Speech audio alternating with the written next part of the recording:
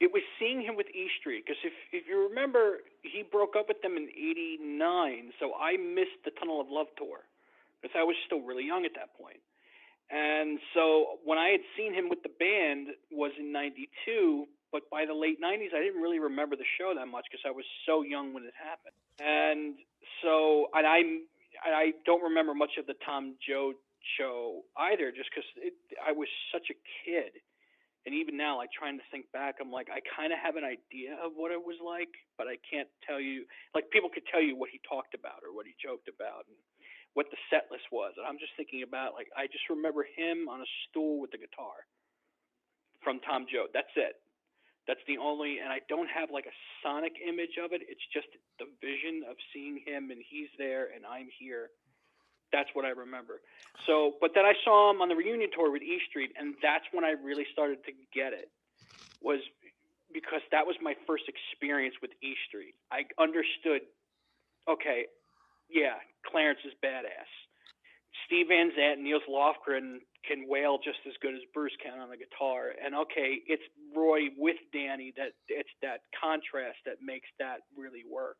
Incredibly different.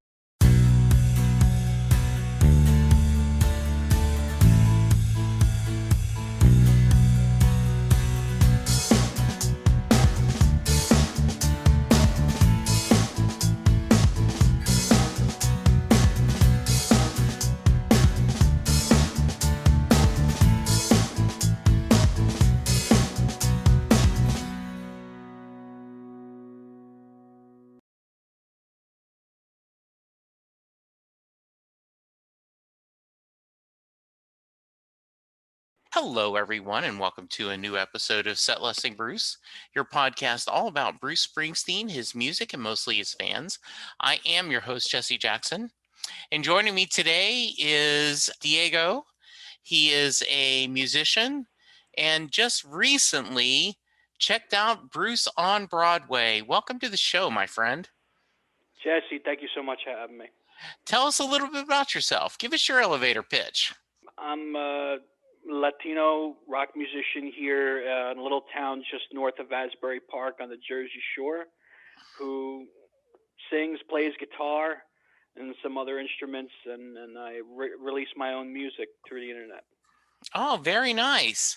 And I know we're going to talk about it. You have a new release out, so I certainly want to give you a chance to talk about it and share where people can hear it and get involved. But I always like to start at the beginning. So, where did you grow up, and was it a musical family? Did your mom and dad listen to a lot of music? Yeah, I was born in Bogota, Colombia, but I was raised here in the States, in New York Okay. and New Jersey. I was adopted to an Italian family out of Brooklyn. Oh, okay. So music's always been a big part of our upbringing, but for some reason, like Bruce's music was one of the musicians. That was one of the musicians that I guess resonated the most for some reason. Okay. My parents like to tell the story that they used Bruce's music to potty train me. I couldn't listen to the record unless I went in the potty. That is awesome. Okay, Yeah, that so is one I have not heard before. That is me great. either. Yes, that is awesome.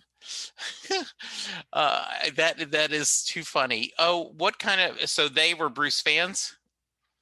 Not really. Like my parents kind of listened to like you have to remember this is 1984, so you Sure. really only have about what 30 years of rock music almost. Right.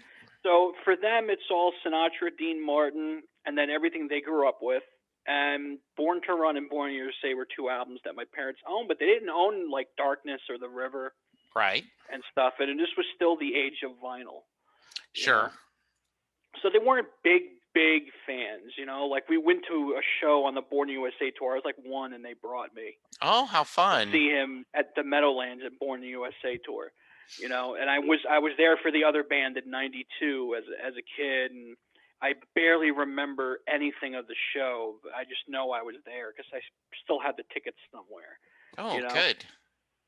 so I've seen Bruce quite a few times. There was always, Bruce was always a presence, but really it was I had cousins who were musicians, played guitar and other instruments Hmm. growing up. They played in a band in Asbury Park for years where they were nominated for for music awards in Asbury Park back in the day. So I was just always around music.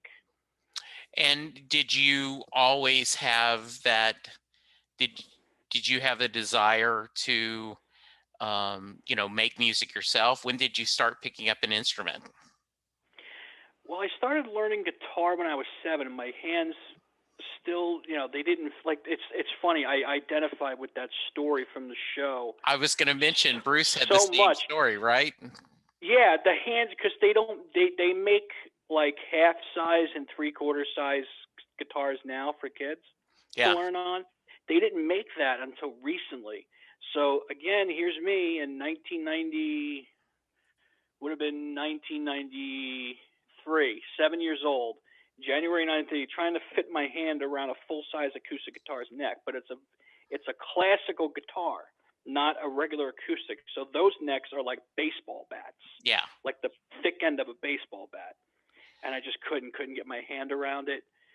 So I did like Bruce. I just banged the hell out of it and danced with it Well, and for maybe 2 years until I finally was able to sit down and play. But then when I started doing it, like I'm playing Beatles, I'm playing Beethoven, I'm playing advanced stuff before I even hit puberty on mhm. guitar. And also, right,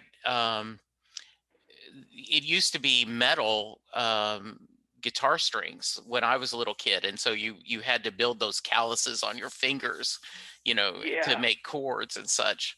Well, good. So I often will ask. So as you started growing up and going into high school, what did you find? What kind of music did you enjoy? I'm assuming this is late '80s, early '90s when you're hitting high school. No, I would have been this. Let's see, I would have hit high school in '98. Okay, so late '90s. Yeah, Yeah. late So '90s. what kind of music were you enjoying?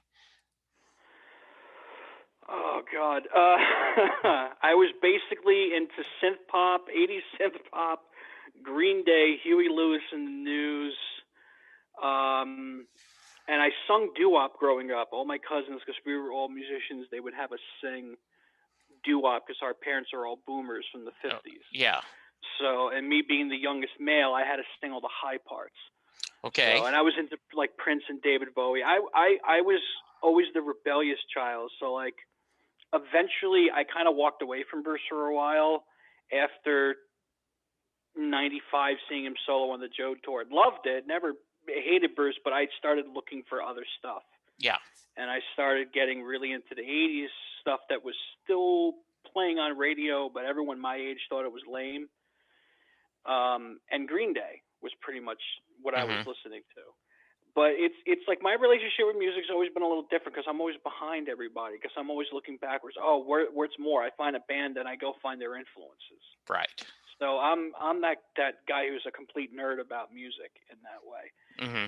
But now I turn on American Pie and I'm weeping because like the music and the clothes and everything is like it's so to what that moment in history was for teenagers. I see so much of my upbringing in the film that it kind of makes you nostalgic, but it also makes you a little sad, which is Sure. kind of weird to No, admit. no, I understand. I understand exactly what you're saying, Diego. That um,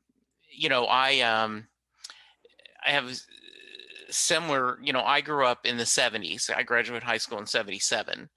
So Okay. top 40 radio was, I had an AM clock radio that would, I'd get it to the AM station. And, I grew up hearing all these kinds of different music and where you could have everything from, the Barry Manilow to Queen to Foghat to, the Eagles and Fleetwood Mac and just all these different, There's always a late night DJ playing Rush.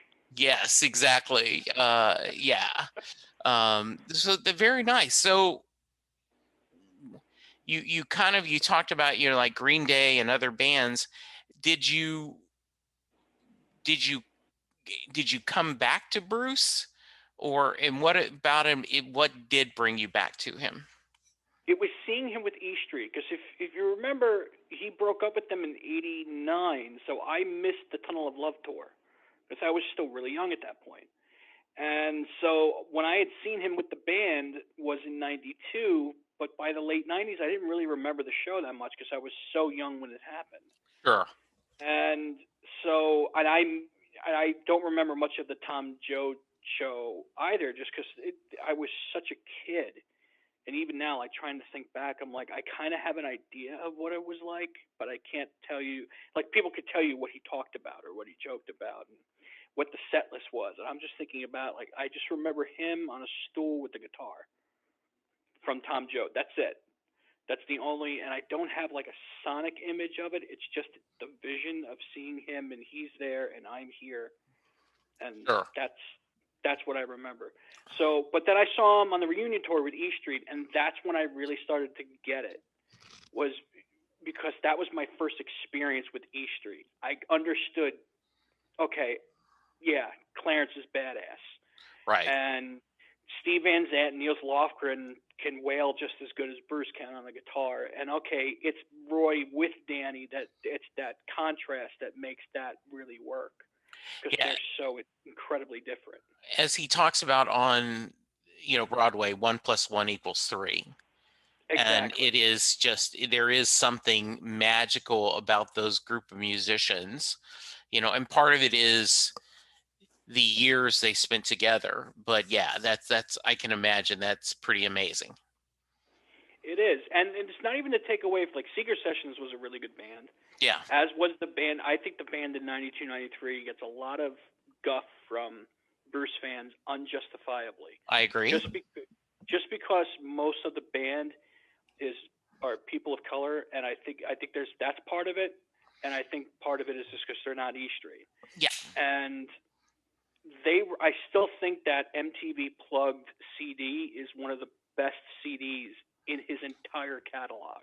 yeah, And I encourage your fans to go back and listen to that again. Just listen. Forget that Clarence and Steve and all and guys aren't there, and just listen. That band played incredible for what they were. yeah. It was such a, um, one, he's going against the format, right? Like, oh, well, this is supposed to be unplugged. Well, now it's going to be plugged, and such a, I'm, Better Days is one of my favorite songs, and so when you look at this and those two CDs, at times people can dismiss them, but they each have their own little gems. Yeah, agreed. And then when Yeah, you listen to that live album, those are when I think of those songs, that's what I'm thinking. I'm not thinking the studio cut. right. I'm thinking that because I think those are the definitive versions of those songs from the 292 albums. Yeah. I always like to preface this, Diego, with the uh, the amount of times you've seen Bruce is not a fair barometer of how big of a fan you are. But you've mentioned a couple times you've seen him. How many total times have you seen him? Uh, God, I lost count. It's somewhere near in the low 30s, like Okay. 31 or 32. Okay. I'd have to look. I used to compile the dates and the set lists and everything, and then my computer crashed. I lost the file, and I never went back. Hmm. So I got to see if I even still have the file somewhere. So once you write it down, you tend not to Yeah, retain it. exactly. Well, I don't know if you're aware, there is a site called My Boss Time, and Elko is the guy who built it, and it has you can create your own free program, just to log in, and he has every tour all the way back. And then you pick what shows you've been on, and then it will behind the scenes calculate what's your most heard song, what is your least heard song, what are tour premieres you've seen, what are your personal premieres. So it's a rabbit hole that could make you, Oh like, God, I got to try that now. yeah. It's awesome. Yeah, my buddy Sam says I wish someone would do that for Dylan because he's a huge Dylan fan, for that same reason. So um, you now, did you go to Broadway the first time? No, unfortunately, I didn't get the chance to see the Broadway run the first time. Okay. I wouldn't have gone this time if somebody, luckily, I was able to get a hold of a free ticket through a ticket angel, Okay. Well, well, and tell me I about was the very thankful for experience. that. Yeah, talk to me. So that was awesome. You were able to get a free ticket. That's always nice. Talked about. So had you'd seen the show on Netflix? I take it. Yeah, I watched through it, and it's funny because I had this conversation with a buddy of mine who is a really big Bruce fan himself, Mm-hmm. and I said because he's from outside the tri-state area here, like New York. New Yeah. York's a train ride away, an hour train ride away from here, and I'm in Manhattan in Midtown. You know, Mm-hmm. so I told him, I said, well, at least it's kind of on Netflix, so you can kind of experience it. And then I went to see it. I'm like, Netflix does not do this justice. You will never experience it unless you experience it live in person. Yeah. And it's it's it's sad when you realize that because this is the first time he hasn't taken the show on the road. Right. You realize that, and you realize that only a privileged few really are going to get the chance to see this. Yeah, I know that. Um, I know that a lot of people had speculated that, London West End, he could set up and do that there, to have a whole nother group of people. I was really shocked when I heard he was coming back to Broadway because he is not someone who repeats himself very often. In fact, one of the things that admires me the most is that, um, you know, Darkness is different than Born to Run, which is, and Born in the USA and Tunnel of Love and Magic and the Seeger Sessions and even Western Stars to Letter to You. I mean, each time he reinvents himself and pushes himself artistically. But I thought it was very cool that, um, as Broadway is opening up, he is the first, mainstream Broadway show that's opened, and so I think that's really cool that he did that.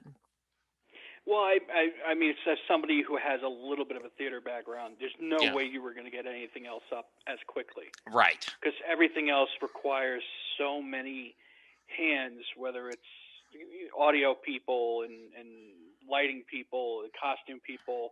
You have to get everyone rehearsed again because right, you're sitting out for a year. You can forget the little things. exactly. So nothing else would have ever gotten up as quickly. So Mhm. I get why he kind of came back, and but you could tell just the energy in the room, the way he was playing.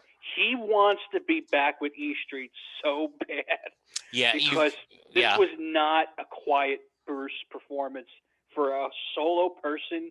It was loud and in your face. You would not be able to ignore him. Oh wow, that's great.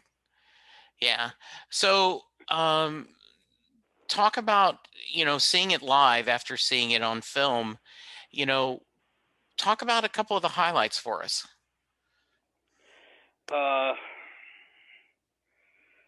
God, I mean, it's 2.5 hours. I mean, he just came on stage and immediately transformed into a younger version of himself. Hmm. So there's no if there's one thing I could say about Bruce is I'm used to seeing him just come on stage and just go to it. Right. But you would never think that him by himself, because I'm used to him by himself being Tom Joad, the Devils and Dust tour. He comes Yes. out and he does the Heart Mic thing, and then he does his little spiel about how he needs quiet to perform those songs. They were written for quiet and everything. That's what I was used to. He Right. literally just comes out, tells the audience to shut the f up, and goes into it. Yeah. And then immediately he starts talking about Freehold, and I'm well acquainted with Freehold, New Jersey, because it's right here, 20 minutes south of me. I can drive right through the heart of town at a moment's notice, so I know what it looks like day, night. I get it. I've been past the house on what is it, State Street? You grew up on? Hmm. I forget the name of the street, but I've been past it, so I know what that tree that he talks about. I know what that looked like before it came down because I've been through Freehold before. So like immediately I just start picturing everything in my mind, and he just paints that picture with such a broad brush. It's like how I imagined Bob Ross would be if I wasn't able to see what he was painting. If I just closed my eyes and listened to Bob Ross, Yeah. that's kind of how it felt, Mm. you know? Yeah. The um yeah, I know that when um I went, and I was lucky enough to go in the first run, that him not saying good evening or anything, just immediately going into the his script, went, oh, this is different. And also, I remember um Tom Petty had died, right? And there was not like, oh, well, he'll open a song with Petty. No, he didn't, right? Because it's not that kind of show. It is a true Broadway show, not a concert. So, um, how, I just need to, I heard from, a couple of people have been on there. I assume the wish is still just as strong as it was this time, the first time. Yeah, I don't. It's funny because I know they said he had changed a few things up since the Yeah. original run that you saw, and you could tell where he changed it up because he basically talks about the last 12 months, 15 Yeah. months, and he even talks. He was joking about his arrest, his DUI arrest, Yeah. and which he pretty much eviscerated the authorities that arrested him by pointing out it's the United States versus Bruce Springsteen. I somehow pissed the whole country off. Yeah. Yes. You know, That's a he's like, great line. and how dare you drink 2 shots of tequila? Yes, exactly. Which is like, he who hasn't committed that sin cast the first stone. Exactly. Yeah. Yeah. That's awesome. And he found a way to fit that in just before the wish so neatly. Mm-hmm. But as soon as he went back to it, like the joke, everything just came down. Yeah. And he talked about his mother so earnestly. And I don't know if he mentioned how much her disease had progressed when you had seen him, but he did kind of talk about how she unfortunately is no longer able to speak or walk. Mm-hmm. But they're able to communicate with each other, and he Yeah. knows. Like that was so powerful because my grandmother had also suffered from dementia at the end of her life, but every now and then you still saw that same sparkle of who she really was. Mm-hmm. You know. I absolutely do. That sounds great. So, you mentioned that you're a musician. When did you first start writing and performing? Tell me that origin story. So I was a baseball player growing up. Back in high school. I'm back sorry. in high school. Yeah, it would have been back in high school, Yeah. and I messed up my rotator cuff really badly. So I had 2 choices. I could get the surgery, spend I think then it was like almost a 9-month recovery from the 2 operations that I needed, and be able to play at 75-80% at best of what I was before. Okay. I threw hard, but not really hard. I was a pitcher. Okay. Or I could just kind of not have the surgery. I'll just have to deal with some uncomfort, but I could just go back to my life. But I would never be able to play at any good level. Okay. Because of how messed up my rotator cuff was. And I was just like, I'm done. Obviously, I'm not good enough at baseball for me to risk 9 months of my life in and out of physical therapy and having surgeries and everything. I just don't. I love the game, but nothing is worth that. Okay. Because you're young, you don't want to miss 2 summers. Right. Yeah. So I decided not to do it. I just ended up spending more time with my guitar, and being that kid. In my town, I come from a very white suburb, and I was one of only a few kids of color in my high school. Okay. And Of the few of us that there were even less Latinos. You Okay. know, so it was not okay in any way, shape, or form to be a person of color in my high school, specifically a Latino. Wow. And So I as constantly we getting bullied. You don't have oh, many friends. okay. You go to the guitar. I try to tell that story as honestly, but without it being like a whole thing. It happened years ago. It's part of my story, but I feel like in one way it did make me a stronger, better person. I wouldn't be the musician I am today if I didn't spend all my time with the guitar. Okay. That's the way I look at it. Yeah, see, I was a short, fat, white kid in Louisiana. Did so I did a lot of reading and watching Star Trek and just throwing myself into comic books and everything. So and it's hard for all of us, but I can't imagine. And I'm always amazed at people who can't embrace the fact that someone of color has a different experience than no matter what, right? Like I may have been this, overweight white kid, but I was white and I was, my parents were lower middle class, so there were a lot of things that I would have no idea of, that kind of prejudice and changing of working of that. So I can imagine it. It pushed you to be more internal and spending time with your guitar. Yeah, it also, it's one of those things. Like even now, the town is still kind of like that. Yeah. Um, and I'm trying to put this in a way that doesn't become alienating for anybody Sure. because there's that side of the story as well Yeah. with everything kind of going on and in the news right now in the past couple years, but it's just that there's this distance and I forget specifically what scientific theory it was, but I know there's a scientific theory where two people can never meet because they'll always having to spend the time covering half the distance. So they Right. could never truly, and you have to cover half of that and half of that, but there just doesn't seem to be that bridge Yeah. for me into that community because I'll always be no, he's always the other, you know. Hmm. So you're growing up, and it's not cool to be Latino, but then Bernie Williams and Jorge Posada start getting popular on the Yankees. So maybe it's a little okay to be Latino, Yeah. but you're still not them. So you're still not cool.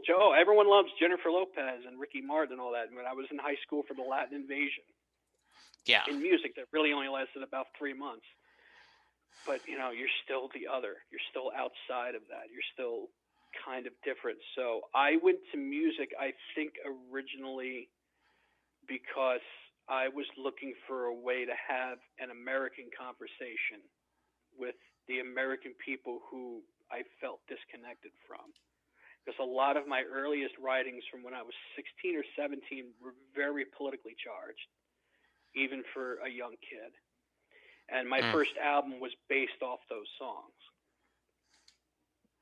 That's interesting. So and I think we all have to. I think all musicians, or whether you're a writer, you write what you know and you write what you feel.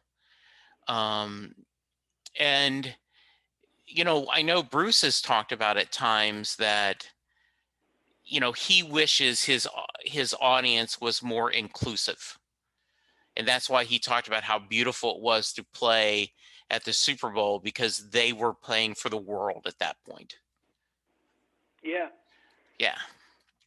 So I've heard him even talk about when they played in Africa in '88 mhm. for the Human Rights Tour. Like he came because I come out in Africa to a sea of African dark African faces, and Clarence came over to me and he goes, "Now you know how it feels."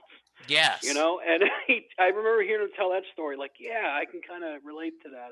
I get that because most of the times I've been at the stage of the Stone Pony. I've performed there with my band. I've performed as a part of other guys' bands, Hmm. and you're looking at a room where the only faces of color are the ones working. Yeah. You know, Sure. that's a Absolutely. pretty common experience, and you notice things like that, and I always, that's the great thing about music. It could be the great equalizer. It could be the one thing where everybody can come together, regardless of your upbringing. Because good music is good music. It doesn't matter if it's sung in Spanish or sung in English. Beautiful music is still beautiful. Yeah, absolutely. So, did when can you remember writing your first song? Vaguely, very Okay. vaguely. I just kind of remember trying to figure out how does one write a song, and then figuring, okay, this is what a verse is, and this is what a chorus is, and I approached it very academically, where I tried to learn. I just kept listening to stuff and listening to stuff and listening to stuff and trying to just come up with stuff. I even took songs that were already written by and just practiced writing lyrics just to get the idea of how to write to a rhythm. Hmm. Not even trying to take from anybody, but just trying to practice that. This is your melody, this is your line, this is how much you have to play with in terms of room, and syllables are your currency. You have a finite amount. You have to learn how to say it within this. That's a very daunting task because there's no one way to learn that. Everybody learns that in their own way. And so it could be so intimidating. But I might have been 16 or 17 when I wrote my first songs. Okay. It would have been around then. Uh, and so it was probably about 2000 or so, late 2000. Hmm. So the earliest one I do know is a song called Eighth Avenue. It's just a Okay. little rock pop song that I wrote, and I've never released it. I've never been able to get a good take of it recording wise because I feel like I become that 16-year-old kid who doesn't know anything again Hmm. every time I try. Um, Hopefully that'll change sometime in the near future where I'll be able to include. I'm doing this thing now where when I release an album, I include outtakes as bonus tracks for Yeah. when you purchase it from my website, as an incentive to get people to purchase my music to Okay. support me. All right. So I'm hoping that that becomes one of those tracks in the near future. So, you said you've released something new. Yeah, I just this past I guess 3 weeks ago on the 25th I put out my new album Diego FM.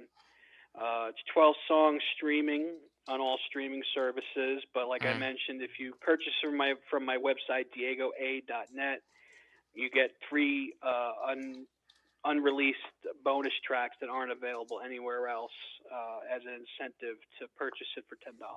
Okay. And that is diegoa.net. Yep, that's my website. Okay, very nice. Um, what?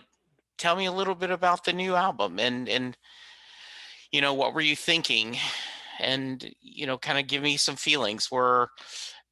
And then I also want to hear, how do you promote an album in the middle of a pandemic? Uh, all right, let me answer that last one first. Yeah. I still don't have a clue. Uh, Still figuring that one out, so I'm open to ideas.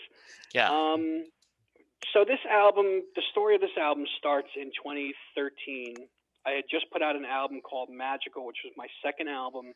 I'm getting a lot of comparisons to Bruce, because the album had a very Jersey feel. It sounded like E Street and Asbury Jukes jamming together, you know? Yeah. And it made me a little uncomfortable because eventually, when people would come to see me and my old band Lot 25 perform those songs live, they would kind of subtly imply like I was somehow I could one day replace Bruce. Like, who needs me to replace Bruce?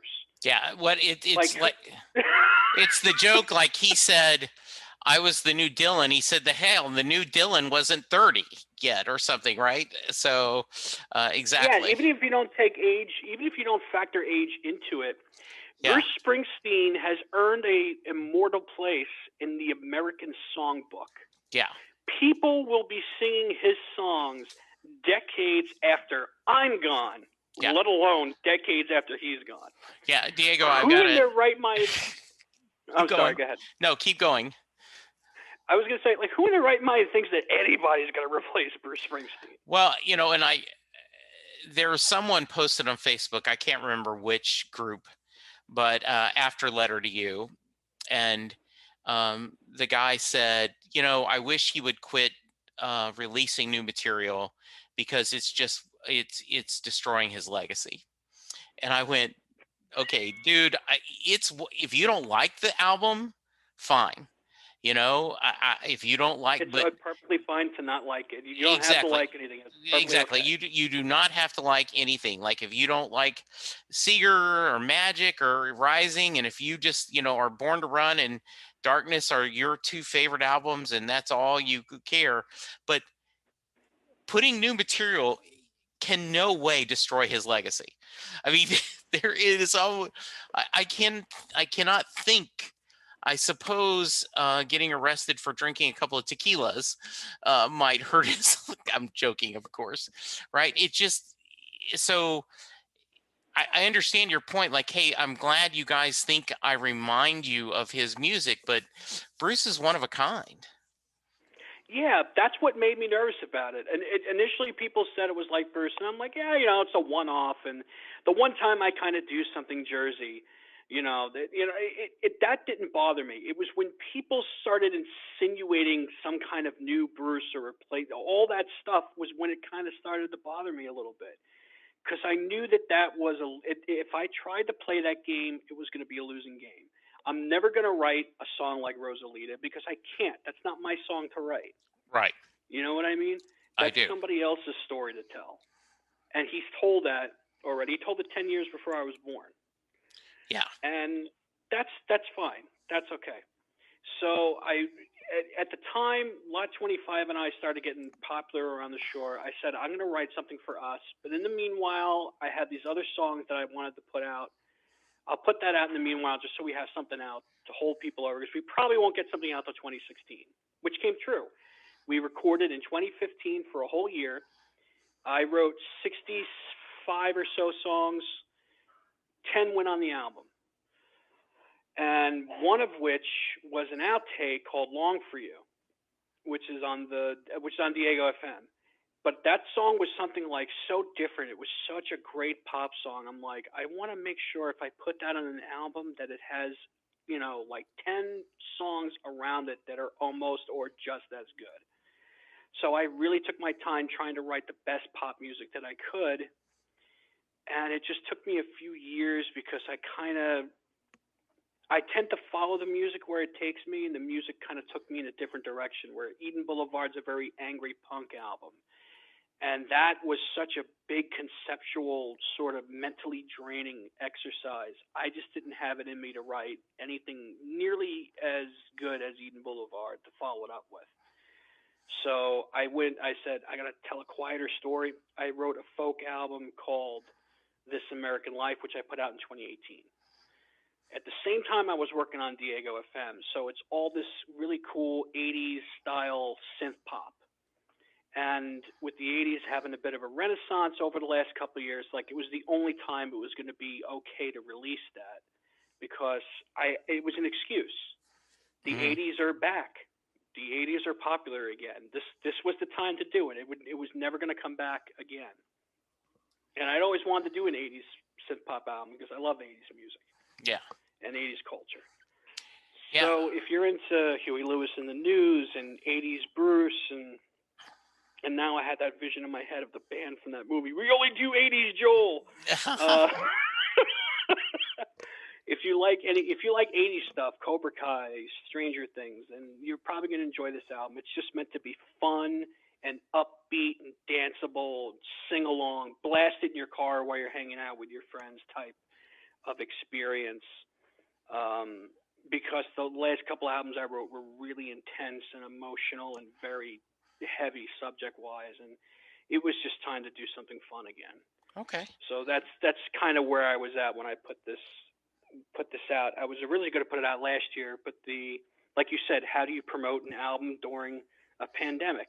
Yeah. I have no idea. I was going to do a tour, and I was going to do like a release night on vinyl at a local skating rink, Hmm. and have like an '80s night with like prizes for the best '80s costumes and stuff like that, and get a new band to play behind me for it. I had so many great ideas on how to put Diego FM out there, and I just couldn't do any of them. Because if you look at the music video for Long For You, it's literally just me at my parents' house sitting on a chair playing an unplugged guitar and pantomiming singing the vocal.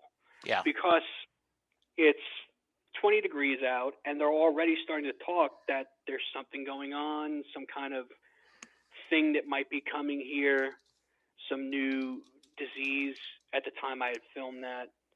And then maybe 3 or 4 weeks after the music video came out, we got hit with COVID. And it took all my plans for music videos, touring. I had like 6 or 7 shows already booked, and another 10 that I didn't announce that I was still waiting to confirm. Hmm. It just got obliterated Have you in the middle of it. have you been able to perform since vaccines have started been rolling out? No, one thing I did do is blow up radio.com, which is a New Jersey internet station Yeah. that plays local artists from the Garden State.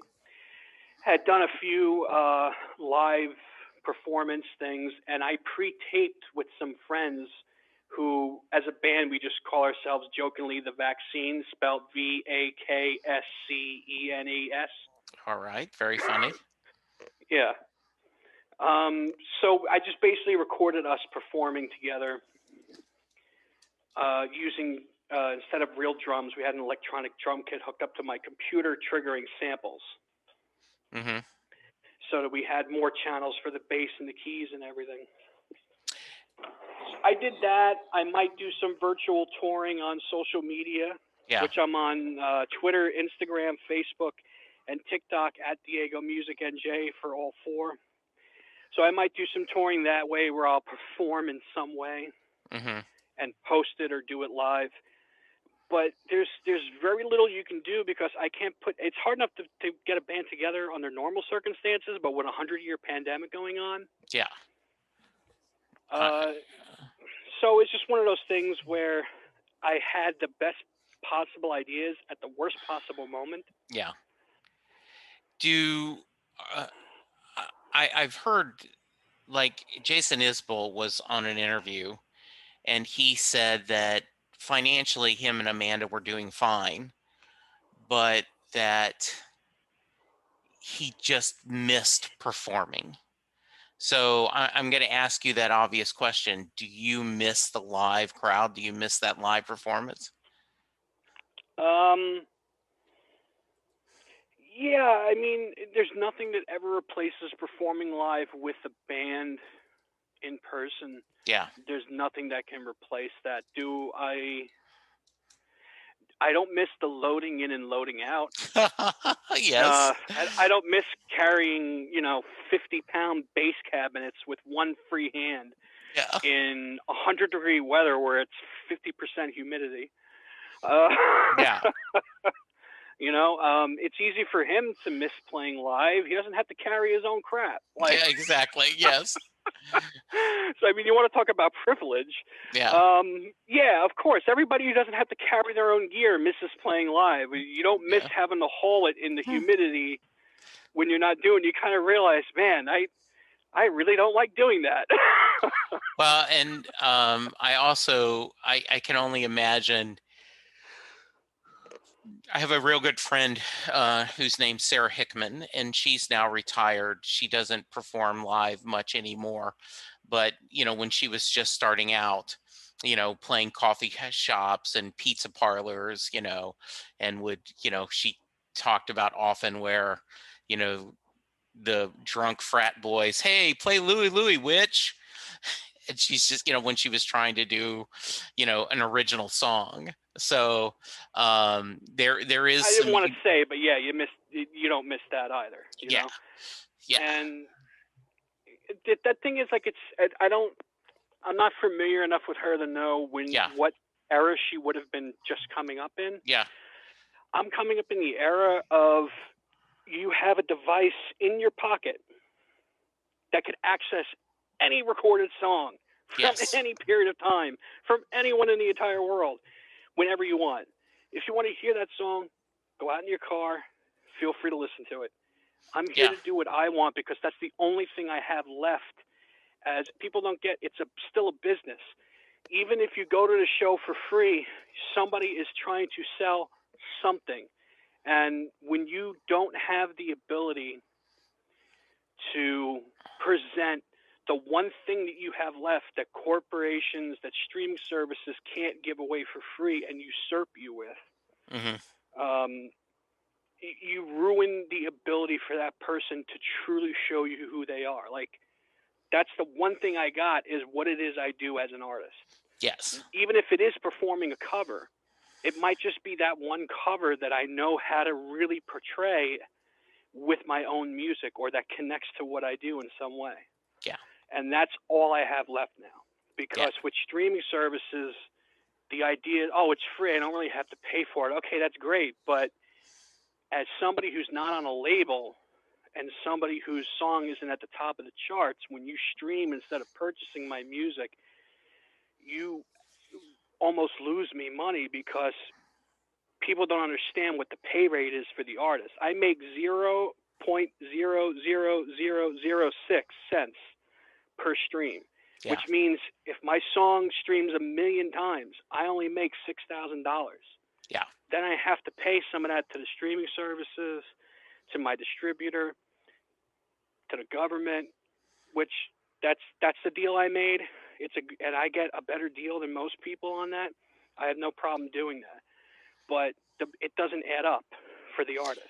Well, and I've had a couple of musicians on the podcast we talk about, right? That you know, you do the gig so that at the end of the night, you yourself or one of your best friends sits there at a table with the CD selling for $10. And oh, by the way, if you want all three, we'll let you have it for $25, right? Just hoping to cover enough gas that got you to this gig. I mean, that's, I've talked to plenty of them, and absolutely, it I urge people to, yeah, absolutely sample the music, but if you like what you're hearing, go to the website and whether it's your direct website or Bandcamp or wherever these are, and pay some money, donate some money to just help, because it it's how you support art. It's of how you support creativity. Exactly. And I do things different from other artists because I'm a solo artist. I don't have the band. Yeah, So if I have a band behind me, I'm paying them out of pocket yeah, before the show even gets played. yeah, I'm paying that out of pocket. So at the merch table is where I'm hopefully trying to get enough money to at least break even. yeah, exactly. Not even forgetting about the gas to get to the gig. I just want to break even on the band.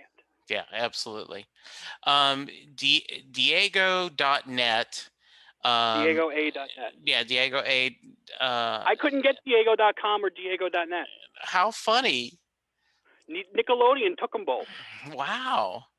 And the new album is Diego FM, so that is awesome. I am looking forward to listening to it, and I will be sending a little coin your way. Let's get back to Bruce just a little bit. Are there Sure. songs and albums that mean a lot to you? Talk to me. What's your thoughts on Letter to You, maybe? Well, with Letter to You, I thought it was. I think it's an album with a couple of really good new songs on it. The '70s stuff obviously is great, and Yeah. there's a couple of good new ones too. I gonna be honest, wasn't the biggest fan of Power of Prayer or House of a Thousand Guitars. Okay.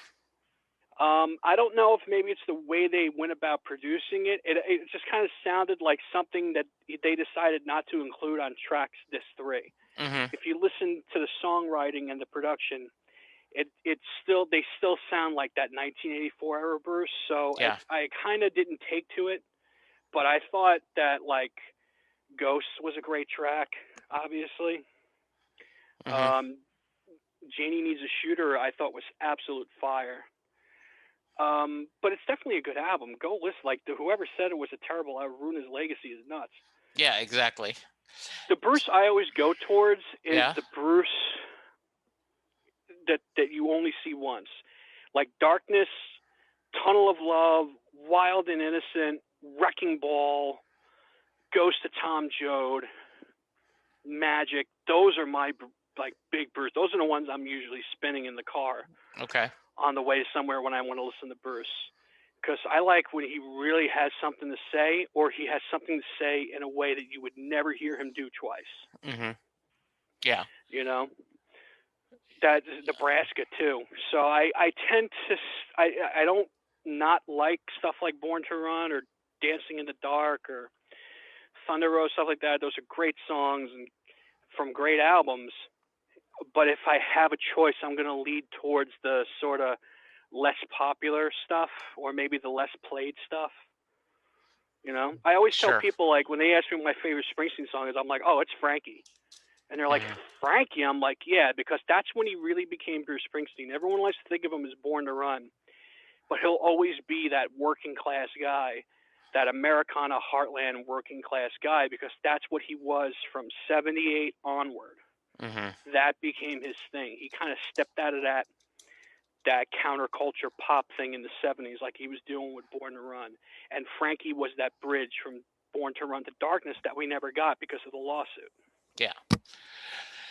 The uh the and I think that's an interesting thought, and I do think like there are songs on tracks that are on my wish list of things that I hope to hear live that I know that are, a million to one. He's probably not going to do That's what I thought. Lion's But then I Den. saw him do Living in. I've seen him do Lion's Den, and I've seen him do Living on the Edge of the World. Wow. Okay, then I hope Springs Eternal. That's it. You know what you have to do? You have to go see him where he's going to do more than one show. Yeah. Because that's where you'll see him the second and third night. He'll start bringing out the rare stuff. Because I never thought I'd ever hear him play Secret Garden or Living Proof. But then I was there at the last show at Meadowlands in 2016. He played both. Yeah. Oh, that's great. Are there songs that you're still chasing as a fan that you'd love to hear live? Frankie. Frankie. That's still the one I haven't really. I mean, for me to say anything else kind of just feels like I'm being selfish. Yeah. So it's like, well, what's the one song? Let me boil it down to one. I'm like, you know what, Frankie? Because there's a bunch of stuff I've seen that I know other people want to see, but I've seen multiple times. I've seen him play Incident on 57th Street multiple times. Yeah. And I know guys who are dying to hear it who have been seeing him for 40 years. Yeah. And still haven't heard that song live. Yeah. So I feel like I've been fortunate enough to hear him do some rare stuff. And it would be selfish for me to have more than one. The first 7 times I saw him, he did not do Thunder Road live. Wow, like you are would you thought. serious? Yeah. My first show was in 2002, and at the Rising, and so then he wasn't doing it, and then but you would think, God, how could you have not heard Thunder Road? But there's always, and everyone's show is someone's first show. So they are eager to hear those songs.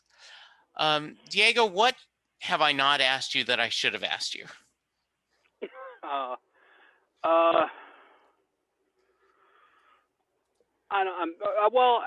don't know. I thought this has been a really great interview. I'm having Thanks. so much fun. Well, so am I. I think the one thing I would want to add would be, the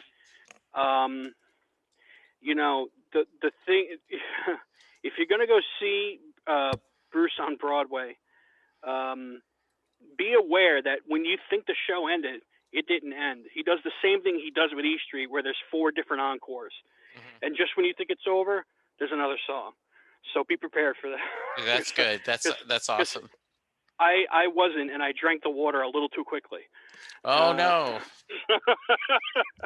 So like I was at every song I'm like going, okay, great, I can go to the bathroom now. No, I can't. Yeah. I gotta sit back down. Another song.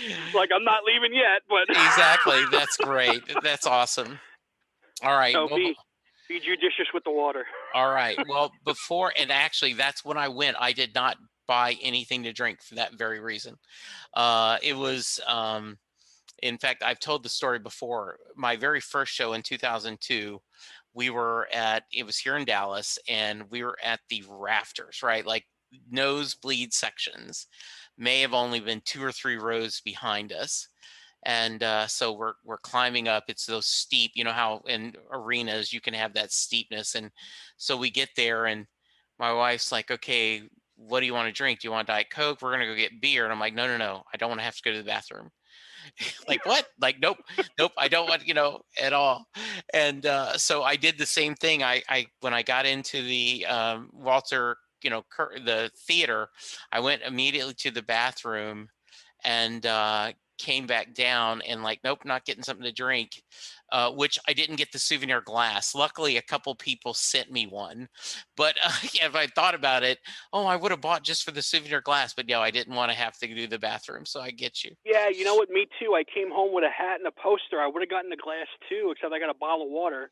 Yeah, Oh man, I would love to have had one of those glasses too. yeah, absolutely. But I had the exact opposite experience once. I went to go see him with a buddy of mine, and because my buddy suffered from really bad asthma, we had trouble with the climbing in Hmm. the upper deck, so they just put us down with all the industry people. So Oh, that's nice. everyone's sitting there with their arms folded, and they bailed after the first 2 hours. So it's Mm. literally just us and one other guy in the whole section on the side of the stage, on Clarence's side at the arena. No, that wasn't the arena. That was the stadium. At the stadium. So the Wow, lights are on after Born to Run, and I'm standing there whipping my shirt in the air, and Bruce is walking around doing 10th Avenue, sees us, points, and just starts laughing at the two idiots that's by awesome. themselves rocking out. So I'm like, fucking yeah, you looked at us. Yay, that's great. That is awesome. All right. We've been talking over an hour. I can't believe it. We've already gone through it. But before I let you go, we got to ask you the Mary question. So if you're a fan of Diego and you're listening to this and you've never heard this podcast before, you're probably going, what's the Mary question?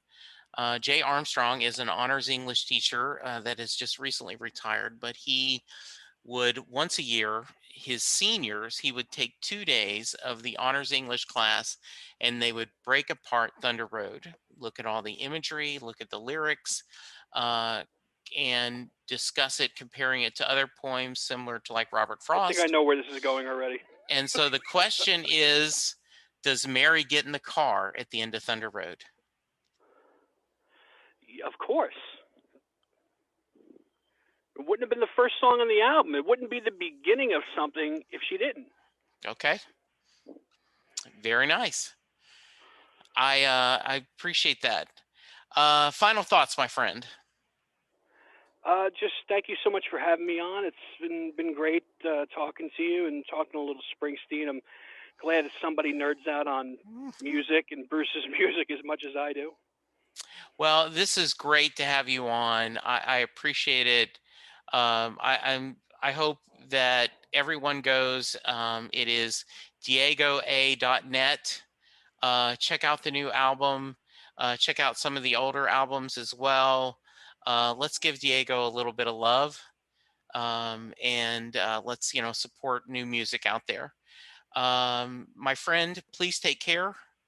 And you listeners, please go get vaccinated.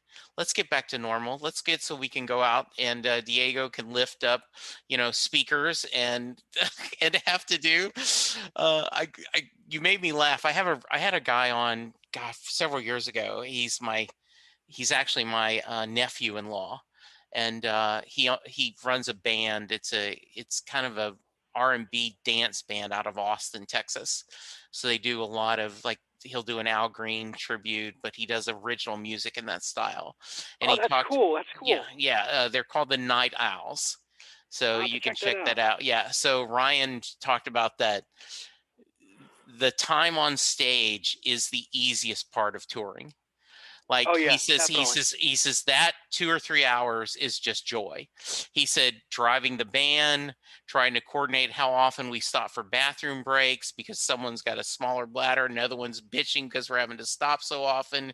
Who sleeps in the van this time versus who gets a hotel room this time, coordinating all that. He goes, all that is just, and when I get on stage is the joy. And so I I have a can I have go a ahead, funny story for that. please. I got a funny story for that. We're playing this little bar in Seaside, New Jersey, right? Yeah. For this live, we were only supposed to play 45 minutes, and we only get to play 30 because the band behind us took an hour to set up a smoke machine like they were playing in Madison Square Garden, and everyone in the show that was playing after them, like us, got pissed at them for it. But that's not even the story. The story is about 2 hours before they went on, we loaded all our stuff into the corner. All the good-looking waitresses are there. I'm newly single, so I tell the bass player, "I got your bass amp. Don't worry about it."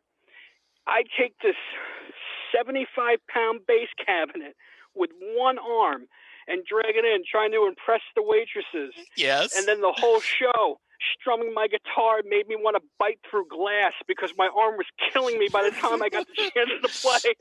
All because I wanted to impress the good-looking waitress with the flannel shirt tied to her stomach. I love that. That is the glory of rock and roll, right? It is just that Exactly. is I didn't great. even get the date, but I was in such pain. I love that. Oh, that is wonderful. All right, my friend, we will do this again. Anytime you want to Anytime. talk your music, we'll love to do that. Listeners, take care and we'll talk to you soon. Goodbye. Doing a podcast at times can be a one-way conversation, and I hate that. So please let me know what you like and don't like about the work I'm doing.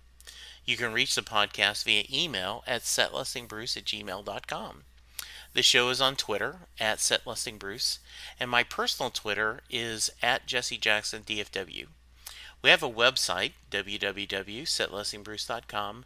From there, you can find links to other Springsteen podcasts as well as other music-themed podcasts. We have a page devoted to our own SLB All-Star Band. These are guests who have been on the podcast more than 3 times. There is a link to our store where you can purchase Set Listing Bruce shirts as well as a Mary Question t-shirt. There is a link to our Patreon page where you can sign up to help support the podcast financially. We have different levels and different rewards based on your support. If you don't have any extra cash, and right now who does, you can support the podcast by subscribing via your favorite podcast player and leaving us a review. The more reviews we have, the easier it is for people to find us. And please tell a friend about the podcast, especially if they love Bruce or music, because it will make a difference.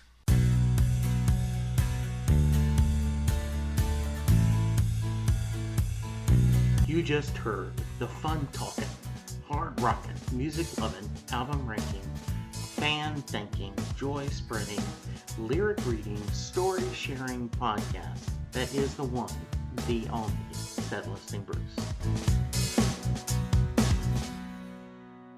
Set Listing Bruce is part of the Southgate Media podcast group.